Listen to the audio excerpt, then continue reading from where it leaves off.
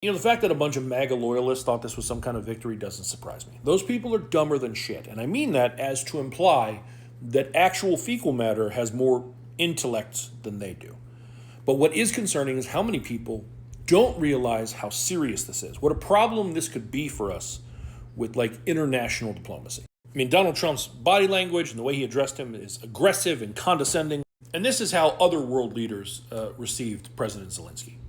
A guy who's literally fighting for his country to not be invaded by a foreign invader, by an enemy who is killing his people. This is the respect they showed him. Oh, look, the literal King of England isn't upset at what he's wearing. When you see that, this doesn't read as someone being tough on Zelensky. This reads as someone who is scared, as someone who is desperate, who is afraid of someone more than Zelensky, in this case, Putin. And we can ignore an article like this one claiming that back in 1987, Moscow groomed Donald Trump under the pseudonym Krasnov to be like an agent for them. We can ignore that and say this is probably just a made-up story that's clickbaity. But when you combine that with stories like this one, Pete Hegseth just reportedly ordered the U.S. military cyber command to stand down from all planning against Russia. Analysts have been ordered to not follow up on or report on Russian threats. One inside source said, Putin is on the inside now. Why would we, pump the brakes on Russia? Well, just in case that's not enough to make you think that we're toeing the line for Russia, the Moscow Times, Kremlin says U.S. foreign policy shift aligns with its own vision. When literally the Russian government is saying, we really like what you're doing in America. This is good. We like these.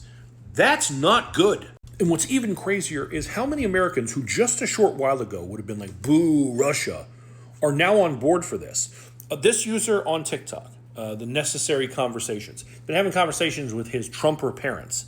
And he asked his father about the conflict in Ukraine and basically said, who started the war in Ukraine? And his father said Zelensky did.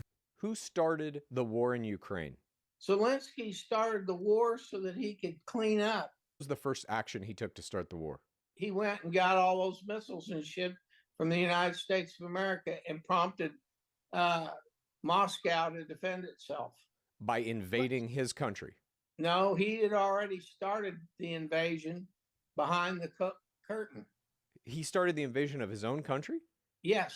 He doesn't give a shit about Wait a minute. How you're saying Zelensky, somehow conscripted Russian troops to invade his country? No, he didn't conscript them. He set up the stage for Moscow to have to take action in order to stop him from... he was bombing the shit out of Moscow. Okay. Where in the hell do you get your news?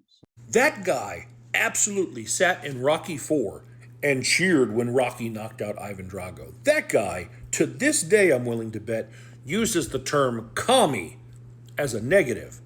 Only instead of calling Putin or people who side with Putin a commie, he reserves that for Democrats. Oh, and remember when I said this is bad for international diplomacy? Once again, this is King Charles meeting with President Zelensky, right? Meeting with him in person. King Charles downgrades Trump's state visit to lunch with Prince Andrew. He won't even meet with Trump after that debacle. This is bad. And the fact that people aren't seeing it is even worse.